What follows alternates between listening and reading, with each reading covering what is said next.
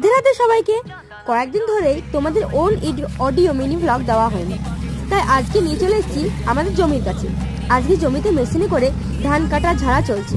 মেশিনটা আমি আগে দেখিনি কাছ থেকে, আজই দেখলাম। দেখো তো কিভাবে ধান কাটা চলছে। তোমরা অবশ্যই কমেন্ট করে জানাবে তোমাদের ওদিকে ধান কাটা কি মেশিনে করে হয়। এভাবে ধানগুলো কাটছে মেশিনে করে, আর পিছন দিক দিয়ে খড়গুলো পড়ছে। এরকম ধান কাটার জন্য একটাই প্রবলেম, যে আমাদের খড় পাওয়া যায় না। খড় না পাওয়া গেলেও কিছুটা প্রবলেম হয়, তারপরেও আমরা ধান খুব সহজেই কেটে নিতে পারি। তাই আজকাল এই মেশিনটাই ব্যবহার হচ্ছে ধান কাটার জন্য। কিন্তু অনেক জায়গায় এখনও মানুষই ধান কাটে, ধান আটি করে, খড় আনে, এভাবে চলে ধান কাটে। তোমরা জানিয়ে তো তোমাদের ওদিকে কীভাবে ধান কাটা হয়। তোমার সাথে কথা বলতে বলতে প্রায় ধান কাটাটা হয়েই গেল।